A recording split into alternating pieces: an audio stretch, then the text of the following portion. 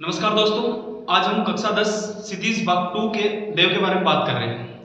अपने सिलेबस में देव के 3 पद लगे हुए हैं, एक सवैया है और 2 कविते हैं। जो प्रथम सवैया दे रखा है, उस सवैया में श्री कृष्ण के किशोर रूप का वर्णन कर रखा है। किशोर रूप का वर्णन है, हमें कई बार पूछा जाता है कि जो सवैया दे रखा है उसमें श्री कृष्ण के किसका वर्णन कर रखा है, तो श्री कृष्ण के किशोर रूप का वर्णन कर रखा है। दूसरा सवैया के बाद दूसरा लगा हुआ है कवित, उस कवित में बसंत का मानवीकरण कर रखा है। बसंत का मानवीकरण और बसंत को कामदेव का बच्चा कहा गया है। वदन मही पुज को बालक बसंत ताई प्रातः ही जगावत गुलाब चटकारी थे। तो दूसरे कवित में क्या कर रखा है, बसंत का मानवीकरण कर रखा है। और एक तीसरा कवित और लगा हुआ है, उसमें चांदनी रात का वर्णन कर रखा है। तो अभी हम बात करेंगे अपने किसके बारे में, जो प्रथम सवैया दे रखा है। आज हम इस क्लास में उसके बारे में बात करेंगे। ये बात करने से पहले मैं आपको थोड़ा सा देव के बारे में बता देता हूं। देव कौन थे? अगर हम देव की बात करें तो देव का जन्म हुआ सन 1673 ईस्वी में इटावा उत्तर प्रदेश में। कहां पे जन्म हुआ? इटावा उत्तर प्रदेश में देव का जन्म हुआ। अगर हम देव के निधन की बात करें तो देव का निधन हुआ 1767 ईस्वी में निधन हुआ। देव बहुत सारे राजाओं के आश्रय में रहे, इनमें से प्रमुख थे औरंगजेब के पुत्र आजम शाह। यही आजम शाह आगे चल के बहादुर शाह फर्स्ट के नाम से शासक बनते हैं। लेकिन ये ज्यादातर रहे और उनको ज्यादा जो सहायता मिली थी वो मिली थी भोगीलाल से। भोगीलाल इनके जो आश्रित थे, इनको लाखों रुपए इन्होंने इनाम में भी दिए थे, भोगीलाल से मिले थे। ये तो हमने बात करी देव के बारे में, जो उनका जीवन है उसके बारे में थोड़ी सी। अगर हम देव के ग्रंथों की बात करें, देव ने बहुत सारे ग्रंथ लिखे, उनमें से अगर हम प्रमुख ग्रंथों की बात करें तो प्रमुख ग्रंथ है भाव विलास, रस विलास, भवानी विलास और एक है काव्य रसायन। ये देव के प्रमुख ग्रंथ है। बाकी के ग्रंथों की संख्या लगभग 75 के लगभग मानी जाती है। ये अपने मेन जो सिलेबस में भी दे रखे। अब अगर हम देव का जो प्रथम सवैया दे रखा है उसकी अगर हम बात करें तो इस सवैया में क्या कर रखा है, श्री कृष्ण के केसरी रूप का वर्णन कर रखा है। श्री कृष्ण को ब्रज दुल्हा कहा गया है। श्री कृष्ण के केसरी रूप का वर्णन करते हुए कवि लिखते हैं कि पायनी निपुर मंजू बजे, कटि कंकिनी की धुनी की मधुराई, सांवरे अंग लस पट पित हिय कुल से वनमाल सुहाई, माथे किरीट बड़े दृग चंचल, मंद हसी मुख चंद जुनाई, श्री जे जग मंदिर दीपक सुंदर, श्री ब्रज दुल्हा देव सहाई।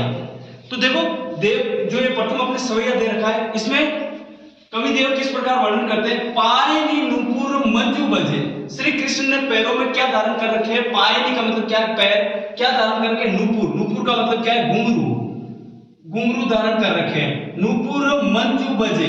दोस्तों ये मंजू शब्द को आप है ना नोट कर लेना। मंजू का वैसे अगर हम बात करें तो इसका अर्थ होता है सुंदर, लेकिन यहाँ पे मंजू शब्द किसके साथ में लगा है? बजे। किसके साथ में लगा है? बजना। आप मुझे एक बात बताओ, क्या हम बजने के लिए सुंदर बजने इस विशेषण का प्रयोग कर सकते हैं क्या? नहीं कर सकते। आप कोई भी अगर मूर्त चीज है जो सामने दिखाई दे रही है, मूर्त चीज है जैसे इमारत हो गई, उसके लिए आप कह सकते हो सुंदर इमारत है, लेकिन बजने के लिए आप सुंदर का प्रयोग नहीं कर सकते हो। तो यहाँ पे मंजू का अर्थ लिया जाएगा मधुर, क्योंकि मधुर बजता है, जो ध्वनि होती ना उसके लिए आप मधुर शब्द का प्रयोग करोगे। तो यहाँ पे हम मंजू का अर्थ क्या लेंगे? मधुर लेंगे। पायनी नुपुर मंजू बजे, और वो नुपुर जो श्री कृष्ण ने पैरों में धारण कर रखे हैं वो कैसे हैं? क्या है? वो बजते हैं। और कैसे बजते हैं? वो मधुर बजते हैं। कटि कंकिनी की धुनी मधुराई, श्री कृष्ण ने पैरों में क्या धारण कर रखे हैं? नुपुर धारण कर रखे हैं। और कटी का मतलब क्या है? कमर पे उन्होंने क्या धारण कर रखा है? किंकिनी दोस्तों अपने ग्रामीण क्षेत्रों में एक आभूषण महिलाएं पहनती है कमर पे, और जिसको हम देशज भाषा में कंदोरा कहते हैं, बाकी उसको कहते हैं क्या? करधनी। तो श्री कृष्ण ने कमर पे क्या धारण कर रखा है? करधनी धारण कर रखी है। और क्या धुनु की मधुराई, और उसकी जो धुन है वो भी क्या है? मधुर है। मतलब पहले अगर हम लाइट के भावार्थ की बात करें तो उसका भावार्थ ये है कि श्री कृष्ण ने अपने पैरों में घुंघरू धारण कर रखे हैं, वो घुंघरू मधुर बजते हैं। और कमर पे उन्होंने क्या धारण कर रखी है? कमर पे उन्होंने करधनी धारण कर रखी है, उसकी भी मधुर आवाज आती है। सांवरे अंग लसे पट पीत, श्री कृष्ण का यद्यपि शरीर कैसा है? सांवला है। सांवले अंग लसे, दोस्तों लसे शब्द भी बहुत अच्छा शब्द है। लसे ये इसमें क्रिया है लसना, क्रिया क्या है इसमें? लसना क्रिया है। सांवरे अंग लसे, लसे का मतलब होता है शोभा देना। क्या होगा इसका अर्थ, क्या होगा, शोभा देना। लसना शोभा देना। सांवरे अंग लसे पट पीत, पट का अर्थ होता है वस्त्र, पट पीत, पीत का मतलब है पीला, पीत मतलब क्या है, पीला। मतलब श्री कृष्ण के अंग सांवले हैं, लेकिन उन्होंने उन सांवले अंगों पे क्या पहन रखे हैं, पीले वस्त्र धारण कर रखे हैं, जो बड़े ही क्या हो रहे हैं, शोभायमान हो रहे हैं। ये उल्लसे वनमाल सुहाई, ये का मतलब क्या है, हृदय। और श्री कृष्ण ने हृदय पे क्या धारण कर रखी है, वन के फूलों की माला धारण कर रखी है। जब श्री कृष्ण चलते हैं तो वो माला क्या होती है, झूलती है, उलझती है, तो वो भी बड़ी शोभायमान हो रही है। 2 लाइनों का भावार्थ हो चुका है। पायनी नूपुर मंजू बजे, श्री कृष्ण ने पैरों में घुंघरू धारण कर रखे हैं। कटी किंकिनी की धुनी मधुराई, कमर पे उन्होंने करधनी धारण कर रखी है, उसकी धुन या उसकी भी आवाज मधुर आ रही है। सांवरे अंग लसे पट पीत, श्री कृष्ण का शरीर सांवला है, लेकिन उन्होंने पीले वस्त्र धारण कर रखे हैं, जो उन पे बड़े शोभायमान हो रहे हैं। ये उल्लसे वनमाल सुहाई, और श्री कृष्ण ने छाती पे, हृदय पे क्या धारण कर रखा है, वन फूलों की माला धारण कर रखी है, वो भी यहाँ पे गुलस्ती रहती है और वो भी बड़ी शोभायमान हो रही है। माथे किरीट बड़े दृग, माथे किरीट बड़े दृग चंचल, मंद हसी मुख चंद जुनाई, श्री कृष्ण ने माथे पे, मस्तक पे क्या धारण कर रखा है, किरीट का मतलब होता है मुकुट, क्या धारण कर रखा है, मुकुट धारण कर रखा है। माथे किरीट बड़े दृग चंचल, दृग, दृग दोस्तों किसका पर्यायवाची है, दृग पर्यायवाची है आंख का, और ये आंख यहाँ पे क्या है, विशेष है, क्या है ये, विशेष है। और इस आंख की विशेषता कैसी है, माथे किरीट बड़े दृग, श्री कृष्ण की आंखें कैसी है, बड़ी है। दोस्तों एक बात का ध्यान रखना, आंखों का बड़ा होना सुंदरता का प्रतीक माना गया है। अब अपने राजस्थान में किशनगढ़ शैली की अगर बात करें, बड़ी ट्रेनी चित्र जिसको भारतीय मोनालिसा कहा जाता है, उसमें भी आप देखना आंखें बड़ी है। तो श्री कृष्ण की आंखें भी कैसी है, बड़ी है, और कैसी है, दृग है। देखो यहाँ पे भी अगर हम बात करें ना व्याकरण की दृष्टि से, आंखों की 2 विशेषताएं आई है। एक तो उनकी आंखें कैसी है, बड़ी है, आंखें कैसी है, बड़ी है, और एक आंखें कौन सी है, चंचल है उनकी आंखें, ठीक है। अब देखो विशेष इसमें अगर हम बात करें तो क्या है, दृग, आंखें विशेष है। अब इसमें बड़ी, इसकी जो विशेष से पहले है क्या, विशेषण। अगर विशेषण का प्रयोग विशेष से पहले होता है तो आप मुझे बताओ उसको क्या कहते हैं। अगर विशेषण का प्रयोग अगर हम विशेष से पहले करते हैं ना, तो उसको हम कहते हैं उद्देश्य विशेषण। क्या कहते हैं, उद्देश्य विशेषण कहते हैं। और अगर आप विशेष्य का पहले प्रयोग करते हो और विशेषण का अगर आप बाद में प्रयोग करते हो तो उसको कहते हैं हम विधेय विशेषण, विधेय विशेषण। तो कवि ने यहाँ पे दोनों प्रकार के विशेषणों का प्रयोग किया है आंख के लिए।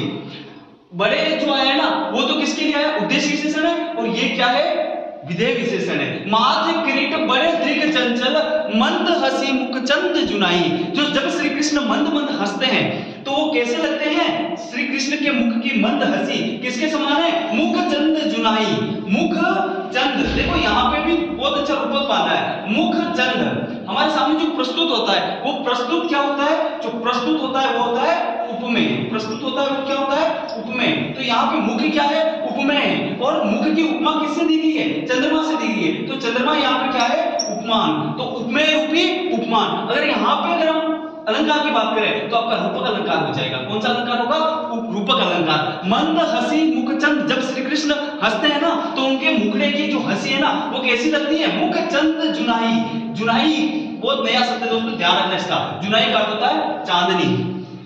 जिस प्रकार से चंद्रमा से चांदनी छिटकती है ना, उसी प्रकार जब श्री कृष्ण मंद मंद हंसते, पूर्ण नहीं हंसते, मंद मंद हंसते ना, तो उनकी जो हंसी है वो कैसी लगती है, चांदनी के समान लगती है। जय जग मंदिर दीपक सुंदर, श्री ब्रज दुल्हा देव सहाय। तो इस प्रकार से आगे देव कहते हैं कि जो श्री कृष्ण है ना वो क्या है, ब्रज दुल्हा है। और अगर हम इस पूरे संसार को, जय जग मंदिर, अगर इस पूरे संसार को हम क्या मान ले, एक मंदिर मान ले। देखो दोस्तों इस मंदिर शब्द को भी आप है ना गांठ मान लेना। हमें यूं लगता है कि मंदिर का अर्थ क्या होता है, देवालय होता है। क्या आप यही सोचते हो क्या सभी कि मंदिर का अर्थ देवालय होता है? आप बिल्कुल गलत सोचते हो, क्योंकि मंदिर का अर्थ सिर्फ देवालय नहीं होता है। मंदिर का अर्थ होता है प्रासाद। प्रासाद और प्रसाद आपने पढ़ा ही होगा। प्रासाद का अर्थ होता है महल। तो मंदिर का अर्थ कतई ये नहीं होता है कि देवालय। मंदिर, अगर आप किसी के लिए मंदिर कह रहे हो ना, इसका मतलब आप ये मत सोचना कि उसके अंदर मूर्ति होगी।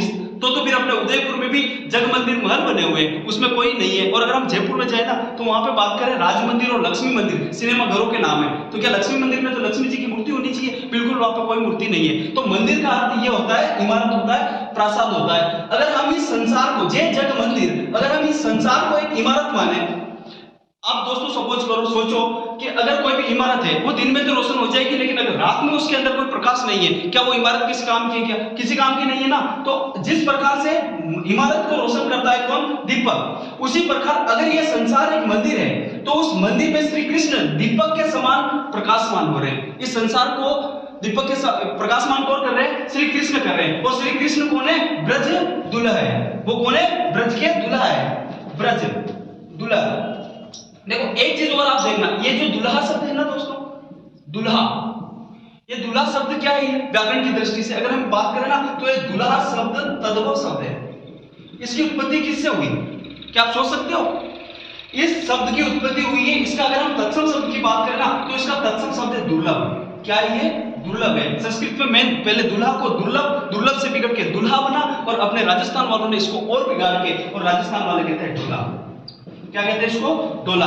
इसी प्रकार अपने राजस्थान में एक डोला मारूनी की जो कथा चलती है, जो कहानियां चलती है ना, उससे डोला मारू में भी जो डोला है ना उसका मूल नाम दुल्हर है, जो जयपुर के कछवा वंश का संस्थापक है। तो इस प्रकार से देव क्या कह रहे हैं? जय जग मंदिर, अगर ये संसार एक मंदिर है तो उसमें श्री कृष्ण किसके समान है?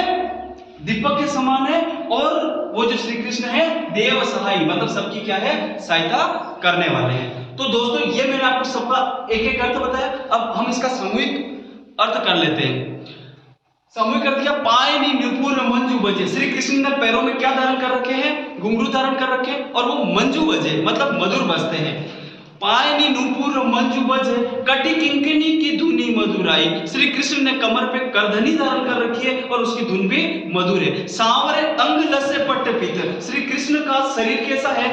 सांवला है, और उस पे पीले वस्त्र शोभायमान हो रहे हैं। सांवरे अंग लसे पट्ट पीत, हिय फूल से वन माल सुहाई, और श्री कृष्ण के हृदय पे वन के फूलों की माला शोभायमान हो रही है। माथे किरीट बड़े दृघ चंचल, श्री कृष्ण ने सिर पे क्या धारण कर रखा है? मुकुट धारण कर रखा है, और श्री कृष्ण की आंखें कैसी है? बड़ी और चंचल है। माथे किरीट बड़े दृघ चंचल, मंद हंसी मुख चंद जुनाई, जब श्री कृष्ण हंसते हैं तो उनकी हंसी ऐसे लगती है जैसे चंद्रमा की चांदनी हो। जय जग मंदिर दीपक सुंदर, श्री ब्रज दुल्हा देव सहाय। तो इस प्रकार से देव वर्णन करते हैं कि इस संसार रूपी इमारत में श्री कृष्ण दीपक के समान शोभायमान हो रहे हैं और सबकी सहायता करने वाले हैं। तो दोस्तों ये आज हमने बात करी श्री कृष्ण का जो एक सवैया दे रखा है उसके बारे में। हम नेक्स्ट वीडियो में